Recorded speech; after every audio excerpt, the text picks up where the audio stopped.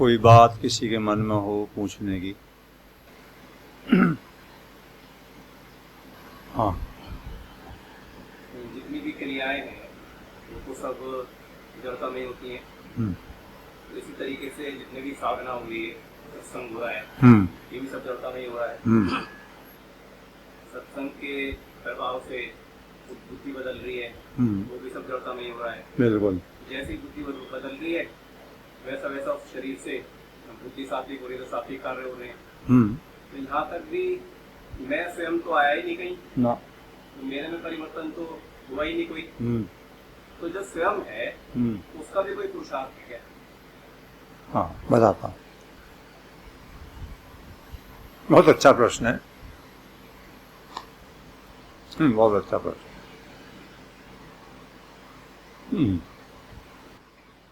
जैसा कि अधिकतर लोग साधक संजीवनी पढ़ते ही हैं स्वामी जी महाराज की, और स्वामी जी महाराज की दूसरी पुस्तक भी काफ़ी लोग पढ़ते रहे हैं, और दूसरे संतों की भी। हमारी संस्कृति में जो वास्तविक अध्यात्म है उसका सार किसी रूप में संतों ने यही बतलाया है कि भाई एक है जड़ प्रकृति, एक है चेतन, दोनों अलग अलग हैं। अब जड़ में शरीर, इंद्रियां, मन, बुद्धि, अहम, ये सब है। इनका प्रश्न ये है कि जो क्रिया होती है, कुछ भी कर्म, कोई क्रिया, वो तो सब जड़ में होती है। शरीर से होती है, इंद्रियों से, मन से, बुद्धि से। सत्संग करते हैं, उससे भी परिवर्तन मन में आता है, बुद्धि में आता है, सात्विकता आती है। किसी में तामसिक ज़्यादा है, कोई राजसिकता ज़्यादा है तो सात्विकता आती है। तो सारा परिवर्तन तो प्रकृति में होता है, जड़ में होता है, और जड़ से ही सब प्रयत्न करते हैं। इंद्रियां हैं, आँख हैं तो आँख से ही पुस्तक पढ़ रहे हैं, मन से विचार कर रहे हैं, चिंतन कर रहे हैं, वो भी क्रिया जड़ में ही है सारी। तो चेतन जो है उसमें कोई पुरुषार्थ है क्या? उसका कुछ काम है क्या? यही इनका प्रश्न है। बहुत अच्छा प्रश्न है। और ये भी कहा है संतों ने, महाराज ने खूब कह रखा है कि जड़ता की कोई क्रिया चेतन तक पहुंचती नहीं, और चेतन में किसी प्रकार के सुधार की भी गुंजाइश नहीं, और ना चेतन का कुछ बिगड़े, ना चेतन को बिगाड़ सके कोई। हाँ आओ, बुलाओ बुलाओ जो भी है, उधर वापस चले गए, उधर बुलाओ। संतों ने ये बात कही है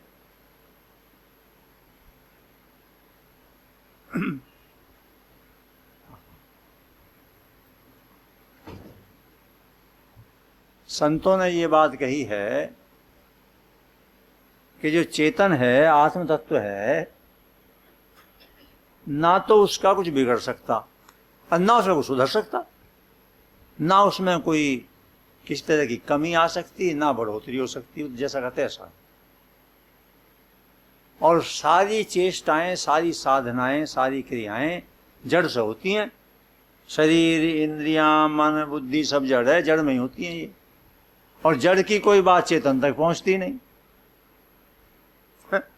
अच्छा, तो ये जो सारी साधनाएं हो रही हैं, जो कुछ भी है, ध्यान है, भजन है, जो जो भी कर रहे हैं, ये जड़ से ही हो रही हैं, और जड़ में ही हो रही हैं।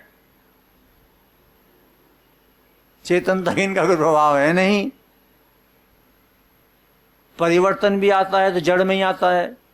इंद्रियां सात्विक बनती हैं राजसिक तामसिक से, मन के संकल्प विकल्प मिटते हैं मान लो, बुद्धि में निर्णय की शक्ति आती है और बुद्धि सात्विक बनती है, तो सब है तो जड़ में ही। अच्छा, तो इनका प्रश्न ये है कि जो चेतन जिसे स्वयं कहते हैं, महाराज स्वयं, सेल्फ कह दो अंग्रेजी में, तो वो जो स्वयं है, चेतन है, उसका भी कोई पुरुषार्थ है क्या?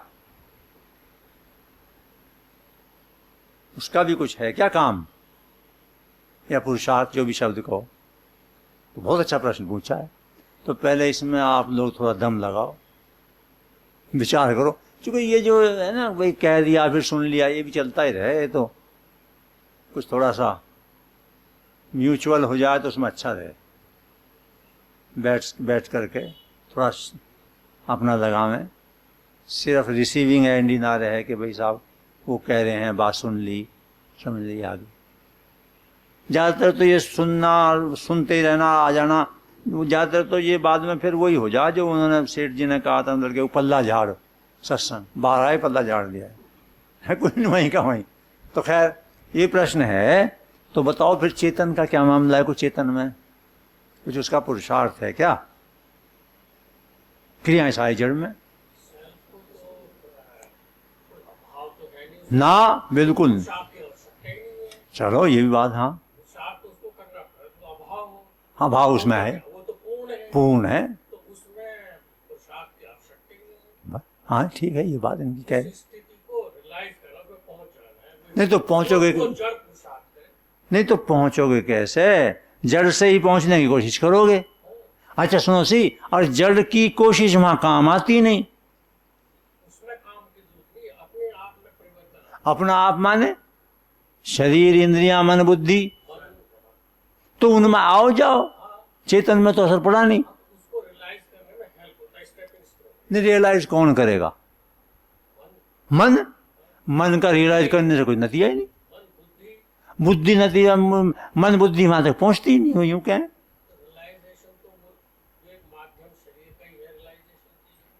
वो तो यूं कहें, शरीर, इंद्रियां, मन वहां तक पहुंचता ही नहीं, और वो तो पूर्ण है।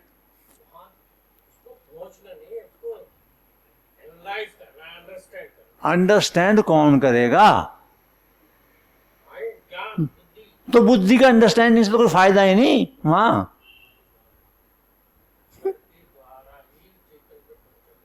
वाह, जड़ के द्वारा चेतन पर कैसे पहुंच जाओगे? वो तो यूं कहें, सारे सारे संत जड़ से चेतन में पहुंचते ही नहीं, जड़ की पहुंच ही नहीं वहां तक। तो दम लगाओ। नहीं भाई, रियलाइज जो करने की बात है, वो भी ज़्यादा से ज़्यादा यही जवाब दे सकता है कोई आदमी कि साहब कौन रियलाइज करे? तो यूँ मतलब अहम आखिरी चीज़ है जड़ में एक तरह से। तो मैंने रियलाइज कर लिया, तो मैंने रियलाइज कर लिया, ये तो और अहंकार की ज़्यादा गांठ बंध गई हैं। अब अपने को रियलाइज कहने लगा, पहले अनरियलाइज्ड कहा था, तो झंझट की बात होगी। हाँ हाँ हाँ हाँ हाँ, प्रभु, ठीक, बिल्कुल। हाँ हाँ हाँ हाँ हाँ जो हमारी इंद्रियां हैं, हाँ जो हमारी जड़ प्रकृति है, हाँ वो तो पूर्ण रूपेण उसी के अधीन है, हाँ और वो यहाँ विराजमान है। हाँ तो वो तो जो भी हम जड़ से कार्य कर रहे हैं, हाँ, वो उसी के द्वारा संचालित है। चलो कुछ थोड़ी सी बात, हाँ चलो, संचालित तो उससे ही है। वो तो कंप्लीट उसी के द्वारा संचालित हो रहा है। नहीं, हो तो रहा है, और जड़ वही काम कर रहा है जो वो करा रहे हैं। ठीक है। तो इनका जो कुछ भी रोल है वो तो है ही चेतन का, बाकी तो रोल ही नहीं। पर वो तो यूं कहे ना कि चेतन निष्क्रिय है, उसमें क्रिया है नहीं। हाँ हाँ मनोज। मुझे एक बार हाँ आपसे यही सुना था हाँ कि बिना पुरुषार्थ के होगा नहीं, हाँ, और पुरुषार्थ से होगा नहीं। केवल पुरुषार्थ से होगा। हाँ ठीक बात। तो इनके प्रश्न के उत्तर में हाँ ये बात मन में आती है हाँ कि स्वयं का एक ही पुरुषार्थ है, हाँ और वो है शरणागति। हाँ, चलो शरणागति। अब देखो ऐसा है, स्वयं के अर्थ अगर तो आत्मा है, जैसा कि कहें हम आत्मा, तो आत्मा तो शरणागति क्या करे? वो तो है ही उसका अंश, ठीक है ना। जब है ही अंश, तो वो तो शरणागति और बेशरण। हाँ इधर आओ, यहाँ खुले मैदान में आओ, डरती क्यों? डर काहे का है? अच्छा ठीक है। तो आत्मा तो उसका परमात्मा का अंश ही चेतन, ठीक है ना? अच्छा, तो शरणागति, अब शरणागति तो कोई अलग हो और वो उसके शरणागत जावे तब बात है, वो तो है ही उसका अंश, ऐसा कहें, ठीक है नहीं? हाँ बोलो जी, आप बोलो। या फिर बोल, हाँ मैं, हाँ क्रिया करते करते हाँ तत्व जो कतु है, हाँ, वो तो हमेशा एक सा ही रहे। क्रिया करते करते करने का भान खत्म हो जाएगा। हाँ, तत्व रह जाएगा। अहंकार खत्म हो जाएगा, मतलब नहीं, वो तो ठीक मान ली बात, भान खत्म हो जाएगा इनका। इनका तो ये कहना है कि जो चेतन है, स्वयं है, उसका भी कोई पुरुषार्थ है क्या? कुछ उसका भी कुछ रोल है क्या? भाई यहाँ पर चेतन को या स्वयं को स्वयं से व्यक्तिगत संबंधित, जीवात्मा से संबंधित मानो। चेतन तो असीम है, सीमित को मानो, ठीक है ना? तुम तो यही नहीं समझे मैं क्या कह रहा हूं अभी। ठीक है, तुमने आते ही मामला कर दिया। प्रश्न जो था, इनका प्रश्न जो है, सारी क्रियाएं जड़ में हैं, शरीर, इंद्रियां, मन, बुद्धि आदि, तो जो स्वयं है, चेतन है, उसका भी कोई पुरुषार्थ है क्या? उसका भी कोई काम है क्या? ये प्रश्न है इनका, ठीक है ना? सारी क्रियाएं तो जड़ में है। जड़ ने ही संबंध मान रखा है। हाँ ये बात ठीक है, जड़ ने मान रखा है। और ये गलत मान्यता है, जड़ चल, से संबंध, हाँ चलो, तो यही अलग हो जाएगा, तत्व तो कुछ नहीं करता है। ये तो किताब की बात थी। अब सुनो, तो ये तुम्हें ये मुझसे बात करने तो ऐसे नहीं, जैसे जैसे वहाँ भी पार्लियामेंट में कहे ना कि चेयर को एड्रेस करो, वही ठीक रहे मामला। हाँ हाँ,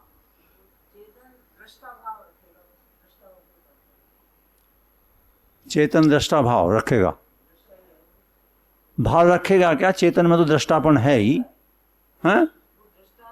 तो वो करेगा भी क्या? वो तो दृष्टा है, तो है, बस कुछ भी ना करने का, हैं? खैर कुछ आसपास तो मामला आया, तो और लगाओ दम कुछ थोड़ा। सब तो हाँ हाँ स्वामी जी ने जो हाँ कहा है, हाँ मैं शरीर नहीं हूँ, हाँ ये मानना चेतन का पुरुषार्थ। हाँ, व्यक्तिगत चेतन जो है, व्यक्तिगत चेतन, उसका पुरुषार्थ ये है, मैं शरीर नहीं है, वो ये मानना है। हाँ चलो, ये भी ठीक है इस रूप में। हाँ हाँ बोलो। ये सारा जो हमारा चेतन का पुरुषार्थ का, ये सारी तो ज्ञान योग की बात है। हाँ, कोई से भी योग क्यों, हाँ हम लोग को तो या तो भक्ति में जाना है या कर्म में जाना है। तो ज्ञान की विवेचना करते करते हम बिल्कुल सूखे सूखे से हो जाते हैं। देखो, इस भ्रम को भी मिटाओ।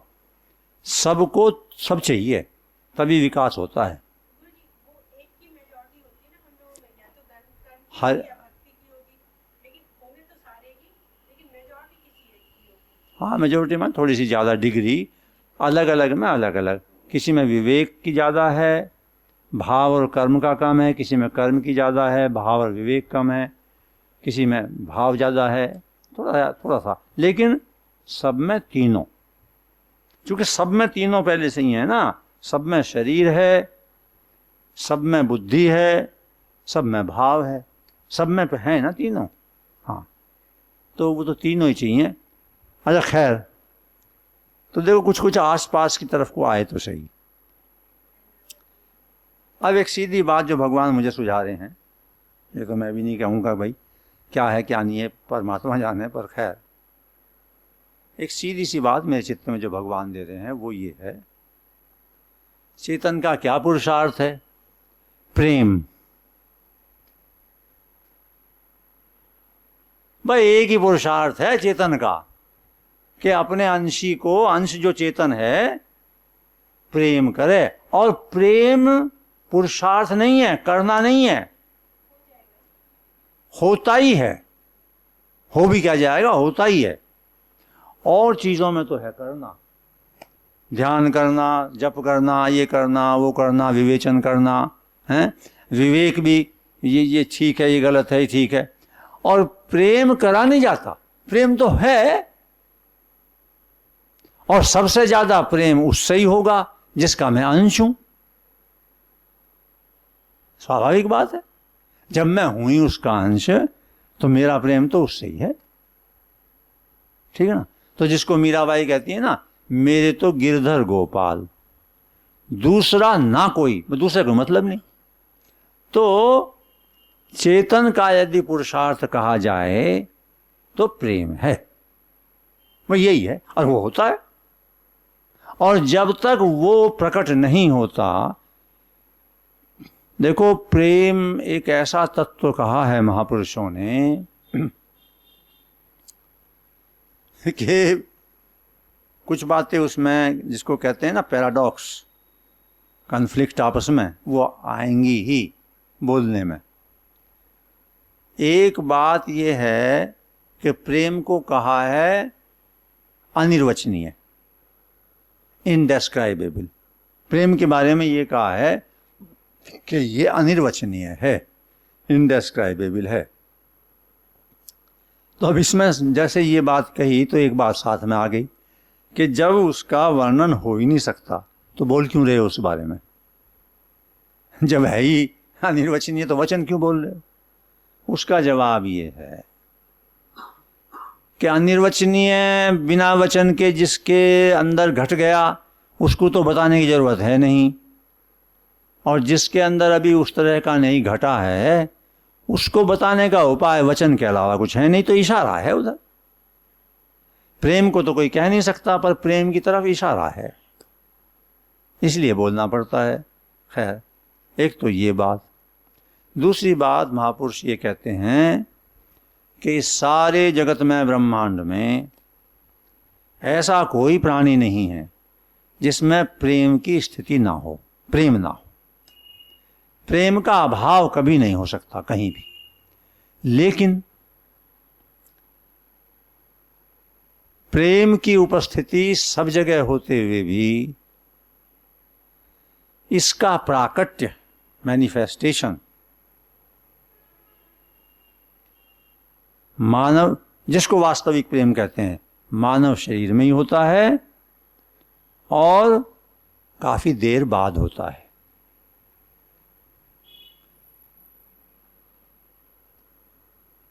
प्रेम ही होता है लेकिन दूसरे और रूप लिए होता है उससे पहले। वासना, कामना, वांछा, इच्छा, आसक्ति, ये सब है उनमें अंदर छिपा हुआ प्रेम, लेकिन अज्ञान के कारण वो आसक्ति, अटैचमेंट बना हुआ है। अच्छा,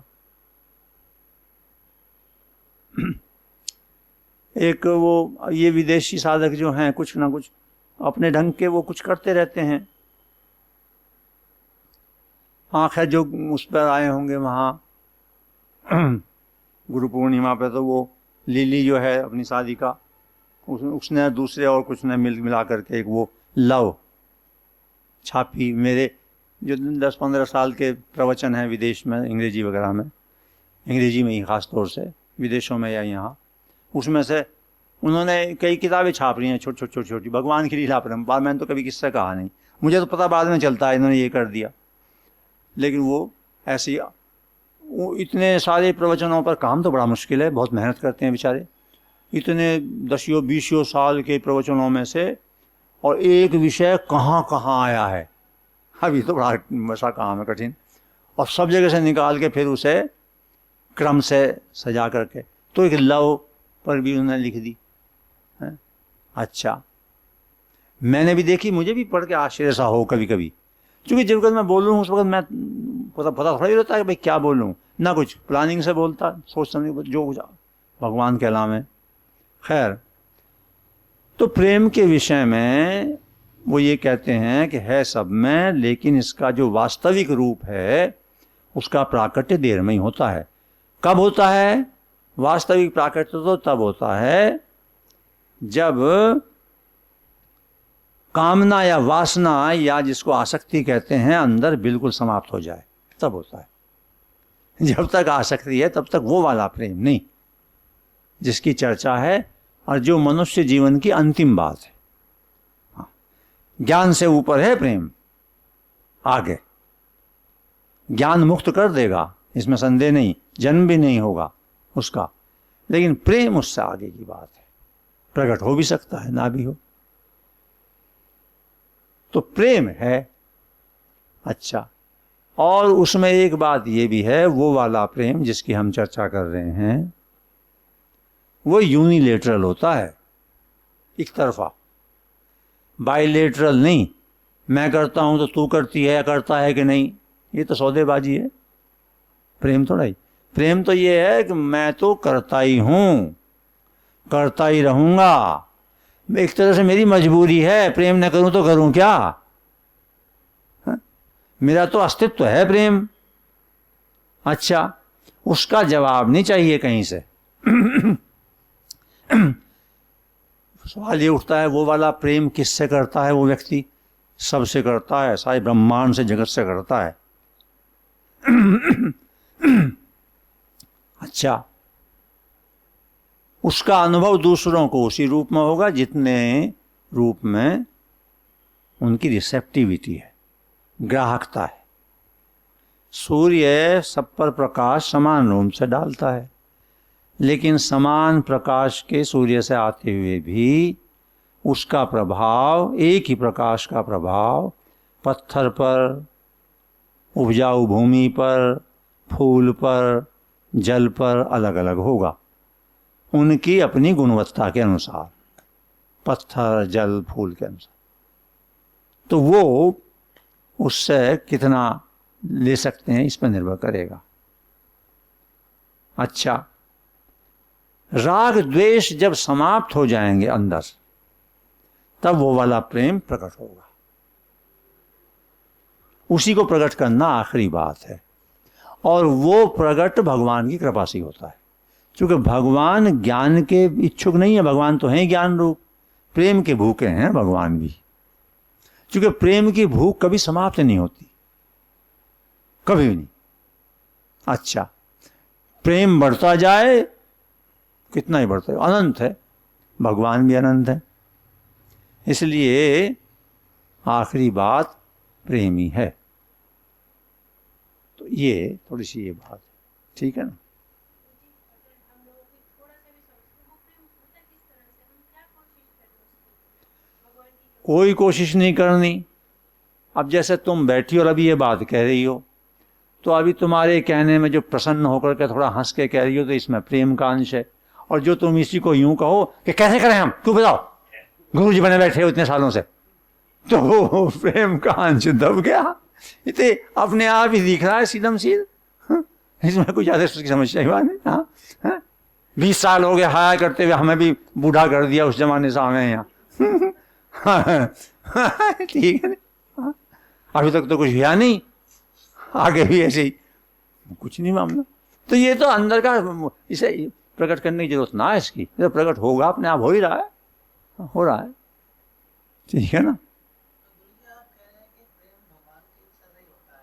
हाँ, कृपा, हाँ हाँ हाँ, एक ही बस में है। भगवान के विषय में जो महापुरुषों ने बात कही है, एक बात ये है, भगवान कुछ करते नहीं हैं, ये भ्रम है। गीता में कहा है ये बात, न कर्तृत्वम न कर्माणि, समझे ना। अच्छा, न कर्म फल संयोगम, न कर्तृत्वम न कर्माणि,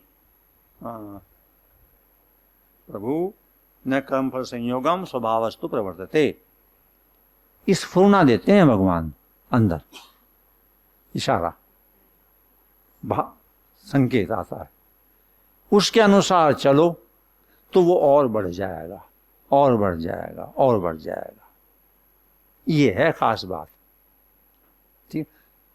इस विषय में एक बात ये और है जानने की, जो महापुरुषों ने कहा है, कुछ जैसा भगवत कृपा से मुझे भी ऐसा ही अनुभव हुआ कि भगवान उस रूप में तो कुछ करते नहीं, लेकिन भगवान की कृपा का अभाव कभी नहीं होता। भगवान की कृपा कभी समाप्त नहीं होती कहीं भी, क्योंकि भगवान सब जगह हैं। ऐसा स्थान, समय, कभी परिस्थिति हो ही नहीं सकती जिसमें भगवान ना हो। इसलिए जहां भगवान सब जगह हैं उनकी कृपा भी है। हाँ, अच्छा, तो हमारा करनापन इतना ही है कि हम भगवान की तरफ अभिमुख हो जाएं और संसार के आकर्षणों से हट जाएं, इतना ही है बस। और संसार के आकर्षणों से हटना भी भगवान का स्मरण करते हुए होगा।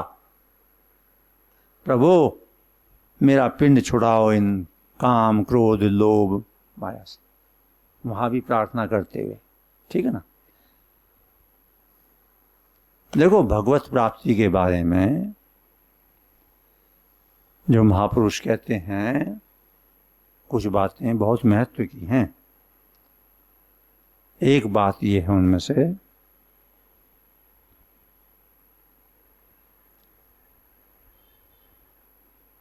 भगवत प्राप्ति करनी नहीं है।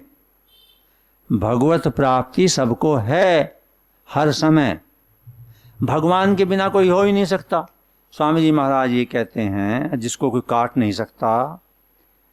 भाई भगवान, देखो जो भगवान को मानते ही नहीं उनका तो जिक्र नहीं यहाँ, उनसे तो कोई फायदा ही नहीं। अच्छा, वो जैसा भी रास्ते पे चलें, हालांकि वो मूर्खता है, ये बात भी सिद्ध हो जाएगी, क्योंकि उनको उन्होंने तत्व समझा ही नहीं, उन्हें पता ही नहीं भगवान किसे कहें, क्या तत्व है। खैर, भगवान हैं, हाँ, भगवान सब जगह हैं, सब जगह हैं, सब कहते हैं, तो यहाँ भी हैं। सब समय है, हाँ, तो इस समय भी हैं। सब में हैं, हाँ, तो हम में भी हैं। तो समस्या क्या है, ढूंढ क्या रहे हो? सब जगह हैं, यहाँ भी हैं, सब में हैं, हम में हैं, हर समय हैं, अभी हैं, तो फिर क्या समस्या है? समस्या सिर्फ एक है। उदाहरण देता हूं, ये घड़ी यहाँ है, हर समय है, मेरे पास है, लेकिन मेरी निगाह इधर है, तो इसमें घड़ी क्या करे? भाई इतना ही करना है, निगाह इधर है, इतनी बात। हमारी दृष्टि अनेक जन्म जन्मांतरों के जो संसार के पदार्थ हैं, इंद्रियों को आकर्षित करने वाले विषय हैं, उनकी तरफ लगी रहे। वो दृष्टि जितनी जितनी उधर से हटेगी, उतना उतना अपने आप सदा से विराजमान भगवान का अनुभव शुरू हो जाएगा। भगवान का अनुभव माने शांति का अनुभव, प्रसन्नता का अनुभव, बेफिक्री का अनुभव, ठीक है ना। किसी में बहुत अधिक भाव की प्रधानता हो तो उसको सगुण साकार रूप में दर्शन भी हो सकता है, लेकिन दर्शन से भी ज्यादा महत्वपूर्ण प्रेम है भगवान का। दर्शन होगा कुछ समय के लिए, फिर समाप्त हो जाएगी झांकी, प्रेम तो सदा रहता है ना। तो भगवान की प्राप्ति, या यूं कहो भगवान की अप्राप्ति और कुछ नहीं है, उनके प्रति विमुखता है। उधर दृष्टि हो रही है, उधर से हटी, अरे ये तो यहीं कहीं है। इसी बात को स्वामी जी महाराज ने कई प्रकार से उस पद में जो एक कभी कभी हम लगाते हैं, परम प्रभु अपने ही में पायो, अपने में तो मिले, तो ऐसा बात। तो सारी साधना जड़ता से संबंध विच्छेद की है, विड्राल की है। तो इंद्रियां भी ये कि बाहर न भागते हुए शांत हो जाएं, अपने आप में रुक जाएं। तो मन भी, मन में संकल्प विकल्प मिट जाएं। मन संकल्प विकल्प चलता रहता है अल्टरनेटिव्स में, ऐसा वैसा ऐसा वैसा, ये मन है। अच्छा, जितना मन विचार रहित हो जाएगा उतनी अमन, मन के बिना की अवस्था हो जाएगी। अच्छा, ऐसे ही बुद्धि, बुद्धि में जो निर्णय की शक्ति है, बजाय संसार के लक्ष्य प्राप्त करने के निर्णय लेने के, यही निर्णय शुरू में आ जाए कि भगवत प्राप्ति होनी चाहिए इस जन्म में। जन्म बेकार है।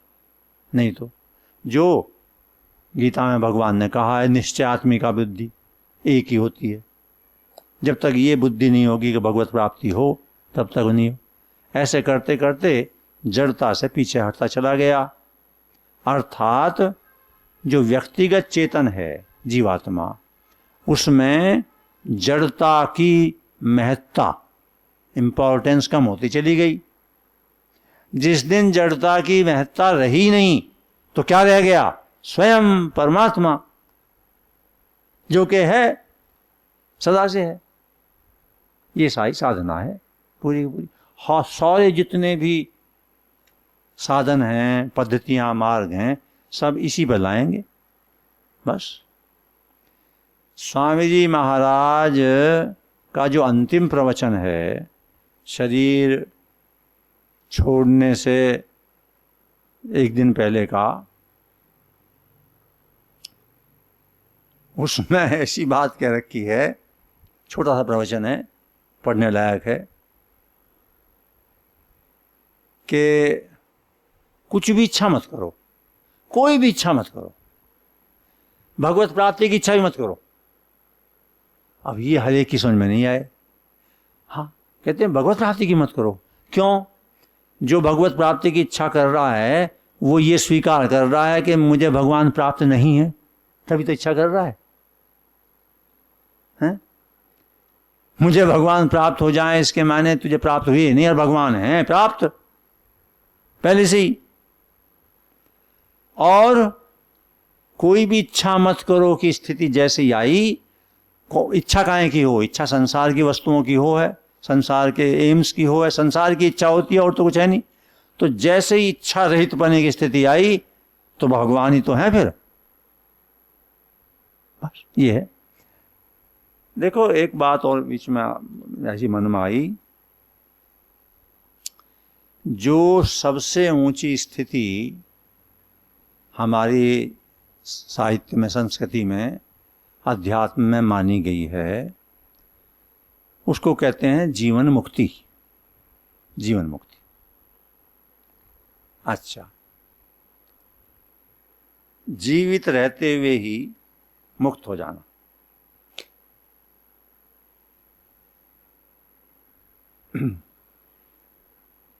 जो जीवन मुक्त होता है, कुछ बड़े ऐसी बातें जो कन्फ्यूजन्स रहे हैं, खत्म हो जानी चाहिए वो।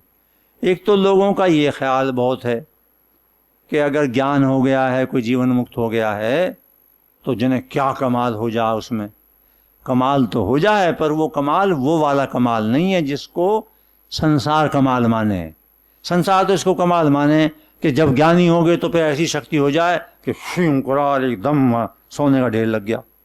अरे भाई, ऐसा कमाल नहीं होता। अच्छा, और जब ज्ञानी हो गए तो ये घुटने में दर्द क्यों बता रहे हैं? अरे ऐसा नहीं हो।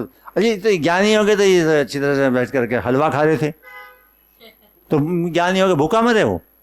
अरे भाई, ये नहीं होता है। अरे राग द्वेष मिटते हैं। ज्ञान होने के बाद सिवाय एक बात के, वो ज्ञान जो मिटता है, राग द्वेष जो मिटता है, उसके अलावा सारी बात वही की वही रहे। दृष्टिकोण बदल जा, शरीर रहे, आत्मा के अलावा और जो कुछ भी है, शरीर, इंद्रियां, मन, बुद्धि, जो कुछ भी है, ये सब जड़ है और जड़ का प्रारब्ध होता है, तो उसका शरीर रहेगा। और प्रारब्ध जन्म से पहले ही तय हो जाए तो ज्ञानी को भी बीमारी हो सकती है, होती है कई बार। उसके प्रारब्ध की सारी घटनाएं होंगी ज्ञानी के साथ भी, जो होनी है। प्रश्न यह आया कि जब इनको अगर ज्ञान हो गया है तो ये ऐसे बुखार में क्यों पड़े हैं? अरे भाई, बुखार तो शरीर की है, शरीर का है ना। हाँ, एक बात है, उसको पीड़ा तो होगी, दुख नहीं होगा, ये अंतर पड़ गया। पीड़ा तो भौतिक है, फिजिकल है, हैं? शरीर में अगर कील चुभ जाएगी, ऐसा थोड़ी ज्ञानी को। महाराज से पूछा किसी ने कि महाराज, ज्ञानी के अंगुली दब जाए उसमें किवाड़ में या काहे में, तो उसे पीड़ा नहीं होगी? कहने लगे पीड़ा तो होगी, पश्चाताप नहीं होगा। पश्चाताप क्यों नहीं? पीड़ा तो इसलिए होगी, पीड़ा तो फिजिकल है, तो होगी ही। पश्चाताप क्यों नहीं होगा? पश्चाताप इसलिए नहीं होगा, पश्चाताप किसी बात में भी नहीं होगा। क्यों नहीं होगा? अब पश्चाताप किस बात का? जो असली काम था वो तो हो गया, वो तो काम हो गया जो असली बात थी। अच्छा, इस तरह से होते होते जिसको मृत्यु कहते हैं उसका भी वो समय आएगा। अब एक अंतर होता है, सारी दुनिया की दृष्टि में उसकी भी मृत्यु मानी जाती है। मृत्यु में मरने वाले हैं, घंटे 2 घंटे 4 घंटे 1-2 दिन जो भी है। अच्छा, उसके अपने अंदर ज्ञान में मृत्यु जैसी कोई बात नहीं रहती ना। अरे यही तो जाना कि ना मैं पैदा हुआ ना मैं मरूं, यही तो अनुभव घटा। अब इस अनुभव के बाद भी अगर वो मृत्यु माने श्वास समाप्त हो रहे हैं, प्राण, जीवन का चिन्ह हम प्राण मानते हैं जिसको श्वास चलना कहते हैं। अब श्वास तो कहते गिने हुए हैं, उतने पूरे होंगे। उसकी चेतना उस रूप में अगर है तो चेतना बस वो श्वास जा रहे हैं, खत्म हो रहे हैं, ठीक है भाई, पहले भी ऐसे ही हो रहे थे, अब वो पूरे खत्म होने का समय आ गया। और उसके अपने अनुभव का जो मैं है, स्वयं मैं माने अहंकार नहीं है, उसका मैं अनुभव वाला आत्मा, वो ये जानता है कि तो प्राण पहले से ही समाप्त हो रहे हैं, तो अब ये बस इसमें, इस ढांचे में जिसको मैं मेरा ढांचा कहते थे भाई, इसमें ये निर्जीवता आ जाएगी, प्राण नहीं रहेंगे। खास बात ये है वो उसकी जीवात्मा निकल के कहीं नहीं जाती। वो कहां जावे? अरे जहां भी जाएगा वही तत्व वहां है, तो उसी का तो अनुभव हो गया, वो सब जगह है। बाकी उसके अलावा जीवात्मा कर्मों के अनुसार दूसरी यात्रा शुरू करेगी, दूसरा गर्भ ढूंढेगी, जो इच्छाएं शेष रह गई हैं उनकी पूर्ति के लिए आगे। क्योंकि जब तक कोई भी कामना बाकी है तब तक जन्म होगा, होता रहेगा। उसकी कामना रही नहीं, कामना नहीं रही तो बस बात खत्म।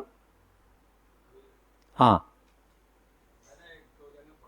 हाँ हाँ उनका मानना ये है कि हमें मुक्ति चाहिए ही नहीं, हाँ हमें भक्ति चाहिए। हाँ हाँ, ऐसा है। भगवान के विधान में किसी किसी सौभाग्यशाली ज्ञानी की ये स्थिति आ जाती है, ज्ञान के बाद प्रेम। हर एक का व्यक्तित्व अलग अलग भिन्नता होती है। जिनके व्यक्तित्व में ज्ञान की प्रधानता होती है वो तो ज्ञान माने मुक्त हो गए, अब जन्म भी नहीं होगा। अच्छा, ठीक है।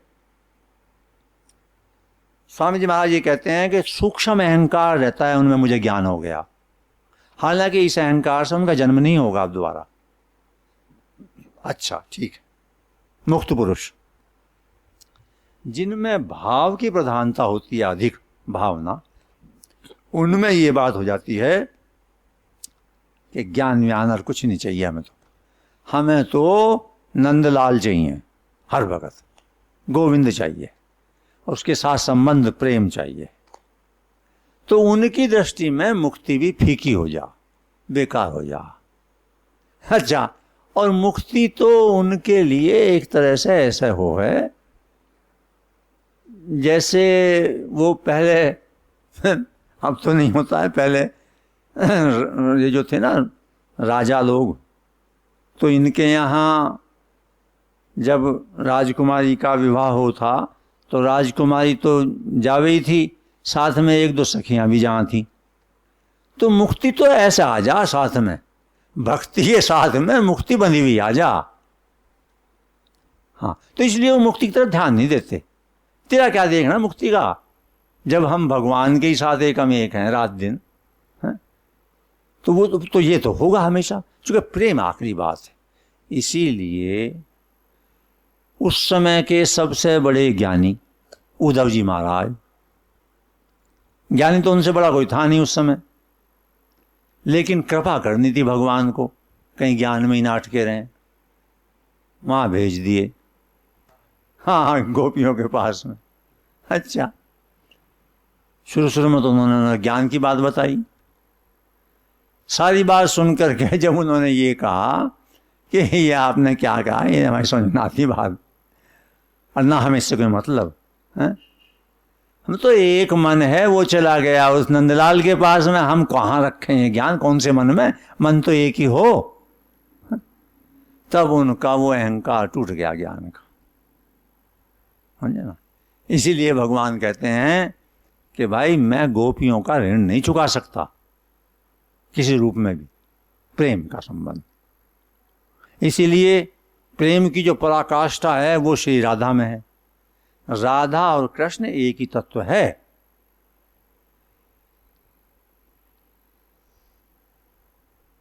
लीला करने के लिए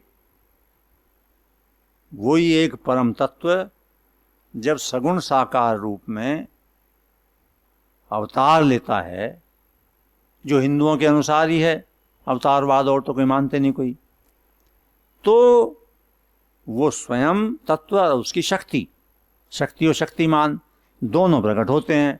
तो राधा उनकी शक्ति, प्रेम का रूप, तो दोनों हैं एक ही, राधा कृष्ण इस रूप में। राधा प्रेम की पराकाष्ठा है, क्योंकि प्रेम की पराकाष्ठा में जिसको प्रेम किया जाता है हर बात उसके ही सुख के लिए, और कुछ नहीं, उसकी उसी के सुख के लिए बस, स्वयं का कुछ नहीं। इसलिए और तो सब भगवान के पीछे दौड़ते हैं, जाते हैं, मिलते हैं, राधा के पास भगवान ही जाते हैं स्वयं। जब वो स्थिति आ जा किसी के अंदर, तो फिर भक्त के पास भी ऐसी हो जा। वो जो है ना बिठुर की जो वो कथा है, वो अपना मगन होकर के माता पिता की सेवा में था, भक्त सेवा में लग रहा था। तो उस कथा में ये है कि भगवान पीछे आके खड़े हो गए दरवाजे पर, उसका सब भाव देख करके उसको संकेत भी हो गया कि भगवान खड़े हैं। तो फिर शायद पीछे से आवाज़ भी आई, भाई मैं बहुत देर हो गई खड़ा हूँ। तो कहते हैं उसने ये कहा कि अभी तो मैं इनके पैर दबा रहा हूँ, तुम पर फुर्सत हो तो खड़े रहो। हाँ, समझे? हाँ, जैसे नहीं तो ये ईंट है भाई, इस पर मैं बैठा हूँ, तू भी बैठ जा, और क्या। तो बैठ गए भाई, ठीक है भाई, जब तू निपटेगा तभी एक स्थिति आ जाए ऐसी भगवान की विधान में। किसकी कैसे आ जाए ये तो क्या कह सकें। खैर चलो, आज तो सारा समय इसी में जो भगवान का विधान था यही हो गया बस। खैर सारी समाप्ति यहाँ हुई कि जब प्रेम ही अंतिम बात है, तो उस प्रेम की प्रार्थना भगवान से करते रहो कि हे नाथ, अपने चरणों का प्रेम दो।